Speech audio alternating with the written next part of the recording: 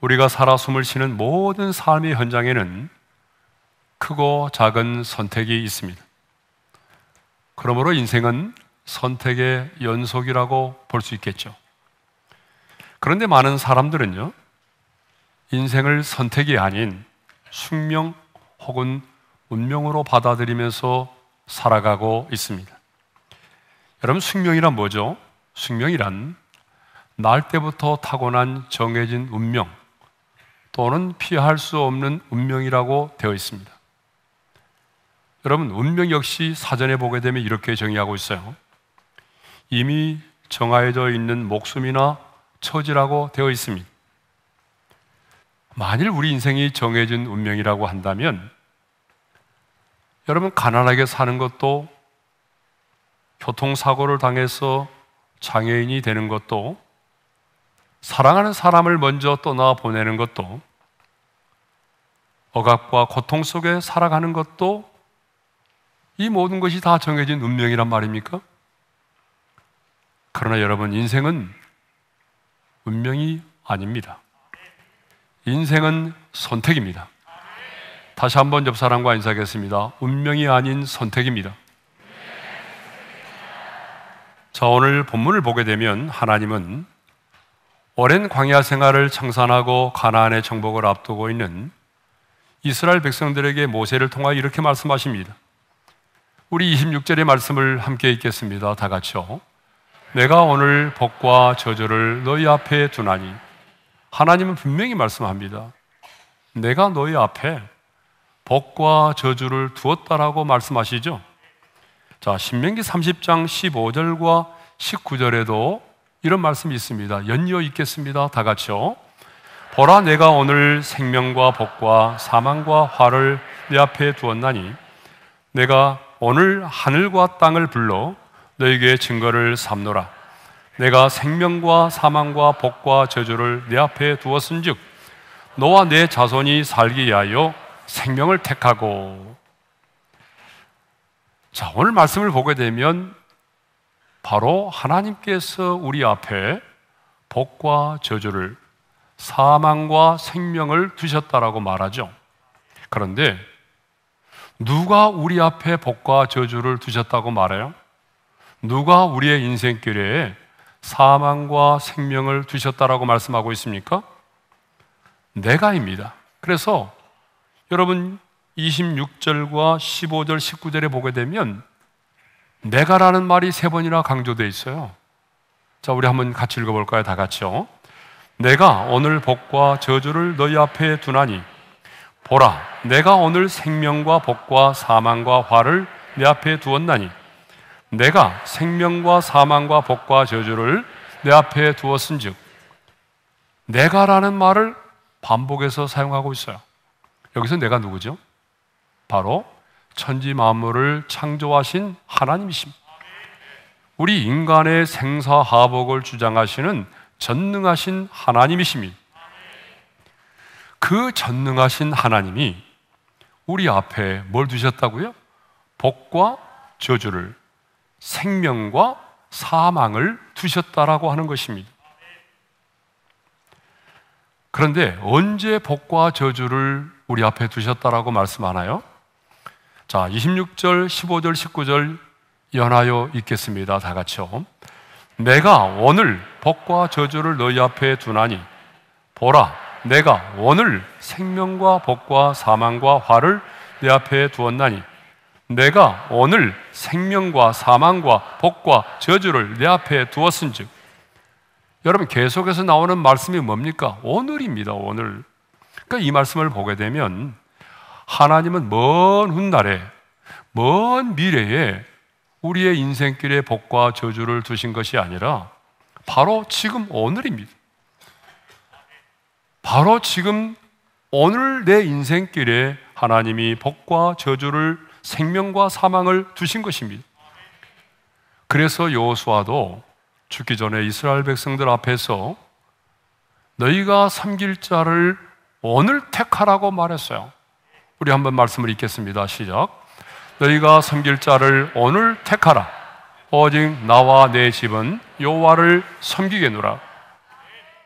그러니까 어떤 주술가도 어떤 관상가도 어떤 점쟁이도 변개시킬 수가 없는 하나님께서 하늘과 땅을 증인으로 삼아서 말씀하실 만큼 이 말씀이 그만큼 우리 인생 가운데 중요하다는 것입니다.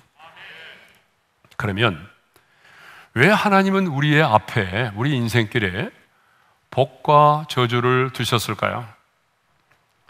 그것은 우리로 하여금 선택하도록 하기 위해서입니다. 그래서 하나님은요, 우리 앞에 복과 저주를, 사망과 생명을 두셨다라고 말씀하시면서 곧바로 선택하도록 하기 위함이라고 말씀하고 있어요. 자, 신명기 30장 19절의 말씀을 읽겠습니다. 다 같이요. 내가 생명과 사망과 복과 저주를 내 앞에 두었은즉 너와 내 자손이 살게 하여 생명을 택하고. 왜 하나님이 우리 인생길에 복과 저주와 사망과 생명을 두셨다고 말씀하십니까? 택하도록 하기라는 거예요. 그래서 말씀하십니다. 너 자신만이 아니라 너의 자손을 위해서라도 생명을 택하라고 말하고 있어요. 예? 여러분, 우리 자신만이 아니라 우리의 자녀들, 우리의 자손들을 위해서라도 죽음이 아닌 생명을 택하라는 것입니다. 그러니까 우리는 매일매일 복을 택할 수도 있고 저주를 택할 수도 있고 생명을 택할 수도 있고 사망을 택할 수가 있는 것입니다. 그런데 선택할 수 있는 권한이 누구에게 있어요? 내게 있다는 거예요. 그러니까 내가 생명을 선택할 수도 있고요, 내가 저주를 내가 선택할 수도 있고, 내가 복을 선택할 수도 있고, 내가 생명을 그리고 사망을 선택할 수도 있다는 것입니다. 여러분, 선택할 수 있는 권한이 내게 있다라고 하는 것은 얼마나 큰 특권이고 축복인지 모릅니다. 그렇죠? 내가 이 세상을 살아가면서 내가 스스로 뭔가를 선택할 수 있다고 하는 것은 하나님이 내게 주신 엄청난 특권이고 엄청난 축복이에요. 그러나 더 중요한 것은요, 하나님은 내가 선택한 것에 대해서는 바로 책임이 강조되고 있다는 거예요. 내가 선택한 것에 대해서는 내가 책임을 져야 한다는 것입니다. 하나님은 우리를 로봇으로 만들지 않았습니다. 하나님은 저와 여러분을요, 꼭두각시로 짓지 않으셨습니다. 하나님은 우리에게 자유의 의지를 주셨습니다. 그러므로 우리는 입력된 어떤 프로그램에 의해서 움직이고 그 입력된 프로그램에 의해서 말하고 행동하고 결정하는 존재가 아닙니다. 물론 내 자신이 스스로 선택할 수 없는 것도 많습니다. 여러분, 여러분의 부모는 여러분이 선택할 수 없는 거잖아요. 여러분이 여러분의 부모를 선택했나요? 아니죠. 그러니까 여러분의 부모는 여러분이 선택할 수 있는 게 아닙니다. 또 있어요. 내가 이 세상에 태어나는 것, 그리고 나의 인생의 죽음. 역사적으로 보게 되면 인류의 종말과 하나님의 심판도 내가 선택할 수 있는 것은 아니죠. 자, 히브리서 9장 27절에 이런 말씀이 있습니다. 다 같이요. 한 번 죽는 것은 사람에게 정해진 것이요, 그 후에는 심판이 있으리니. 그렇습니다. 한 번 죽는 것은 우리 인간에게 이미 정해진 운명이라는 거예요. 죽음은 내 의지와 상관없이 내게 주어지는 거죠. 그러나 여러분, 죽음 이후에 심판을 받고 안 받고의 문제는 내가 이 땅에서 선택할 수 있어요. 그리고 그 선택에 의해서 모든 것이 결정됩니다. 여러분이 복을 선택하면 복 있는 사람이 될 것이고, 여러분이 화를 선택하면 저주스러운 인간이 될 것이고, 여러분이 생명을 선택하게 되면 생명에 이르는 사람이 될 것이고, 여러분이 죽음을 선택하면 가장 비극적인 인생이 되고 말 것입니다. 어떤 것을 선택하느냐에 따라서 여러분, 우리의 삶이 달라지고 우리의 인생이 달라집니다. 여러분, 인생의 성공과 실패, 인생의 행복과 불행 역시 선택에 의해서 결정됩니다. 인생의 복과 저주도 무엇을 선택하느냐에 따라서 결정이 됩니다. 그러므로 하나님의 사람인 우리는 이 세상을 살아가면서 저주가 아닌 복을 선택해야 되고 죽음이 아닌 생명을 선택하며 살아야 됩니다. 근데 어떤 분들은 이렇게 질문하는 분이 계세요. 복과 저주를 함께 선택할 수는 없나요? 없습니다. 여러분, 빛과 어둠이 함께 공존할 수 없는 것처럼 복과 저주는 함께 선택할 수가 없어요. 생명과 사망도 함께 선택할 수는 없습니다. 그렇다면 이제 복을 선택하고 생명을 선택한다는 것은 무엇을 의미할까요?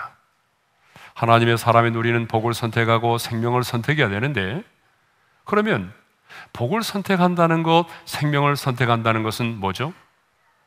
하나님은요, 생명과 복과 사망과 화를 내 앞에 두었다라고 말씀하신 다음에 권여서 이렇게 말씀하셨어요. 내 하나님 여호와를 사랑하고. 이 말씀을 신명기 30장 16절과 20절에 반복해서 2번이나 말씀하셨습니다. 그러니까 여러분, 내가 이 땅을 살아가면서 복을 선택하고 생명을 선택한다는 것은 두리뭉실한 게 아니에요. 하나님을 사랑하는 것이라는 거예요.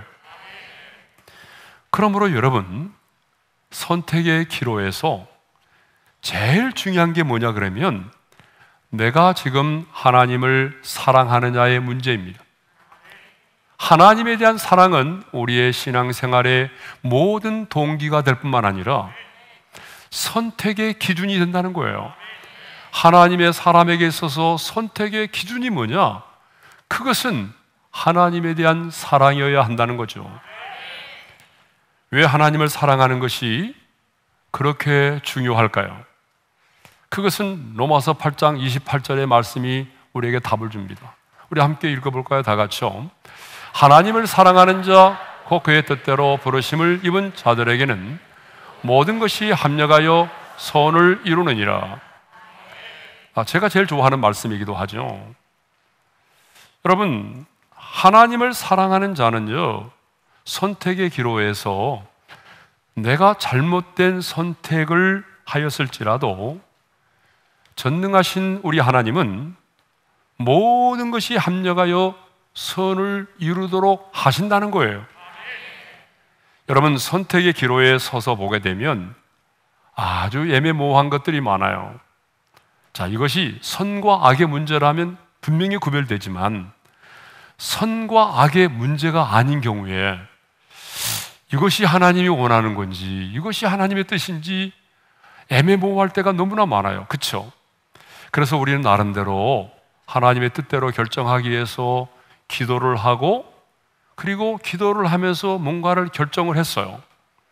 그런데 우리의 결정은 완전하지 않아요. 왜냐하면 우리는 오분을 알지 못하는 피조물이기 때문에 우리가 기도하면서 뭔가를 결정했지만 하나님 보시기에는 잘못된 결정을 할 수도 있잖아요. 그런데 여러분, 두려워하지 마세요. 내가 혹시 잘못된 결정을 하면 어떻게 하나? 이거 내려놓으시고요. 더 중요한 것은 그럴 때마다 내가 지금 하나님을 사랑하는 마음으로 이걸 결정하는지를 점검해 보세요.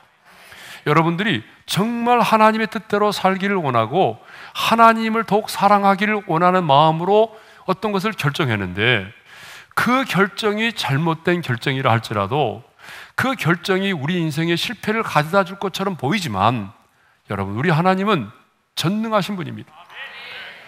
하나님을 사랑하는 자, 그 뜻대로 부르심을 입은 자들에게는 모든 것입니다.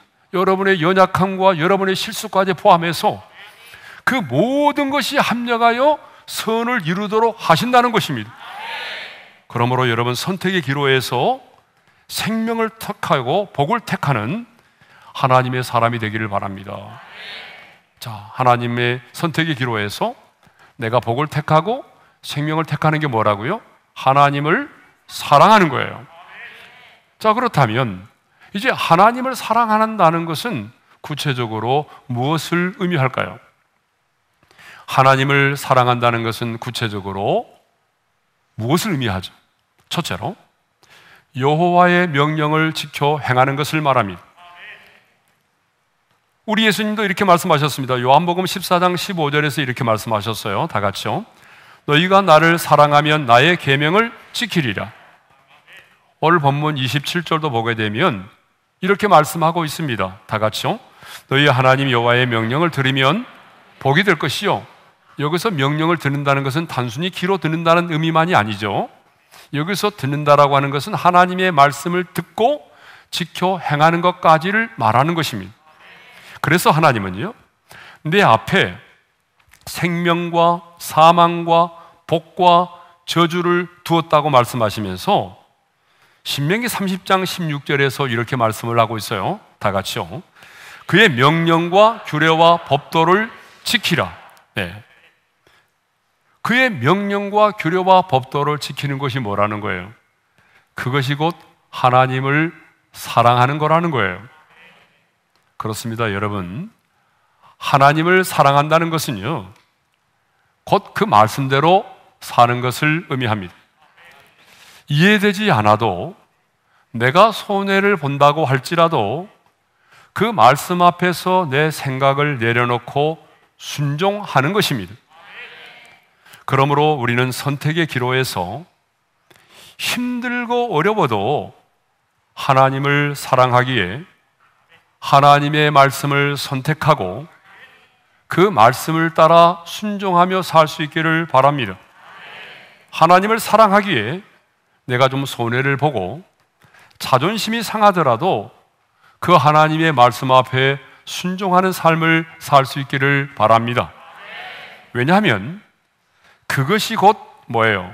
생명을 선택하고 복을 선택하는 것이 된다는 것입니다. 자, 두 번째로 하나님을 사랑한다는 게 뭘까요? 그것은 하나님을 의지하는 것을 말합니다. 자, 생명을 택하고 복을 택하는 것은 선택의 기로에서 하나님을 사랑함으로 그 주님을 의지하는 것을 말하죠. 20절 우리 상반절의 말씀을 읽겠습니다. 다 같이요. 내 하나님 여호와를 사랑하고 그의 말씀을 청종하며 또 그를 의지하라. 예. 우리 하나님은 저와 여러분이요, 어린아이처럼, 어린아이가 그 부모를 의지하듯이 그렇게 하늘의 아빠 아버지를 의지하기를 원하십니다. 그래서 하나님은 구원받은 이스라엘 백성들을 출애굽시킨 다음에 곧바로 가나안 땅으로 이끌어들이지 않으시고, 하나님은 출애굽한 이스라엘 백성들을 어디로 인도하셨어요? 광야로 이끄셨어요. 여러분, 출애굽의 목적은 광야가 아니잖아요. 가나안이에요. 근데 왜 하나님은 그 가나안 땅이 아닌 광야로 인도하셨을까요? 훈련이 필요했기 때문이에요. 어떤 훈련이죠? 하나님만을 바라보고 하나님만을 의지하며 살도록 하기 위한 훈련이 필요했어요. 그들은 지금까지 종된 삶을 살았잖아요. 그런데 이제 약속의 땅 가나안에 들어가면 하나님만을 바라보고 하나님만을 의지하며 살아야 되기 때문에 하나님은 먼저 이 광야에서 철저하게 하나님만을 바라보고 하나님만을 의지할 수 있는 훈련을 시키신 겁니다. 그래서 하나님께서 그들을 광야로 이끄신 것입니다. 말씀을 좀 정리해 볼까요? 하나님을 사랑한다는 것은 뭐예요? 하나님의 말씀을 지켜 행하는 것이고 하나님을 의지하는 것이라고 했습니다. 자, 그러면 이제 저주와 죽음을 선택한다는 것은 뭐죠? 아까 우리는 복을 선택하고 생명을 선택하는 게 뭔지를 생각했어요. 하나님을 사랑하는 거라고. 그러면 반대로 우리가 인생길에서 복이 아닌 저주를 선택하고 또 생명이 아닌 사망을 선택하는 것은 뭘까요? 신명기 11장 28절의 말씀을 한번 읽어볼까요? 다 같이요. 너희가 만일 내가 오늘 너희에게 명령하는 도에서 돌이켜 떠나 너희 하나님 여호와의 명령을 듣지 아니하고 본래 알지 못하던 다른 신들을 따르면 저주를 받으리라. 여호와의 명령을 듣지 아니하고 다른 신들을 따르면 뭘 받으리라고 그랬어요? 저주를 받으리라고 그랬어요. 여러분, 신명기 30장 17절과 18절의 말씀도 한번 읽어볼까요? 다 같이요. 욕을 받아 다른 신들에게 절하고 그를 섬기면 내가 오늘 너희에게 선언하노니 너희가 반드시 망할 것이라. 그러니까 죽음과 저주를 선택하는 것은요, 하나님의 명령을 듣지 아니하고 유혹을 받아서 하나님이 아닌 다른 신들을 섬기는 거라는 거야. 다시 말하면 우상을 숭배하는 거라는 거예요. 하나님 편에서 보게 되면 이 우상 숭배는 하나님께서 가장 미워하시는 죄입니다. 그런데 이 우상 숭배의 근원에는요, 뭐가 자리 잡고 있는지 아세요? 탐욕, 탐심이 자리를 잡고 있어요. 그래서 바울은 골로새서 3장 5절에서 이렇게 말하고 있습니다. 다 같이요. 탐심은 우상 숭배니라. 여러분, 우리는 보이는 우상을 숭배하지 않지만 여러분, 우리 마음속에 탐심이 우상 숭배로 자리 잡고 있다는 거예요. 그래서 많은 사람들은요, 선택의 기로에서 탐욕을 따라서 결정을 합니다. 오늘 또 탐욕 때문에 여러분 생명을 선택하지 못하고 죽음을 선택합니다. 탐욕 때문에 복을 선택하지 못하고 화를 선택합니다. 탐욕을 인해서 사주팔자를 보는 거예요. 여러분, 왜 사람들이 사주를 보죠? 여러 가지 이유를 말하지만 정확한 이유를 아셔야 돼요. 내 안에는 탐욕이에요. 내 안에는 욕심이에요. 여러분, 왜 이사 가기 전에 손 없는 날을 선택해서 이사를 가려고 하죠? 내 안에는 탐욕이에요. 욕심이에요. 그런데 바로 이런 행위들이 죽음과 저주를 선택하고 있는 거예요. 여러분, 취미가 아닙니다. 그거는. 많은 사람들은요, 이까 하면서 아무것도 아닌 것처럼 봐요. 아닙니다, 여러분. 그것은 여러분이 스스로 죽음을 선택하고 저주를 선택하는 것입니다. 그러므로 내가 주인 삼았던 모든 것들을 내려놓아야 합니다. 성도 여러분, 인생은 선택입니다. 하나님은 우리 앞에 복과 저주를 두셨습니다. 우리 앞에 생명과 사망을 두셨다라고 분명히 말씀하시죠. 선택은 누구의 몫입니까? 내가 하는 것입니다. 내가 선택하면 그 책임도 내가 져야 되는 것입니다. 그러므로 하나님의 사람인 우리는 선택의 기로에서 저주가 아닌 복을 선택할 수 있기를 바랍니다.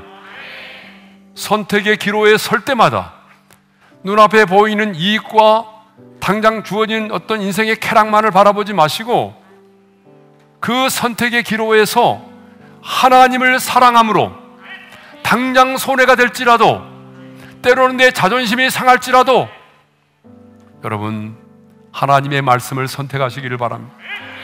그리고 그 말씀 앞에 순종하기를 바랍니다. 그러면 당장은 내 자존심이 상하고 당장은 내가 손해보는 것처럼 느껴지지만 그러나 결국은 내가 복을 선택하고 생명을 선택했기에 여러분 그 열매가 하나님이 원하시는 생명의 열매를 맺게 되는 것입니다. 하나님을 사랑하는 것은 그분의 말씀을 지켜 행하는 것이고 그리고 오직 그분만을 의지하는 것입니다. 저는 이후에 우리 모든 성도들이 선택의 기로에서 하나님을 사랑하는 마음을 가지고 하나님의 말씀을 선택함으로 복과 생명의 축복을 누리기를 주님의 이름으로 축원합니다.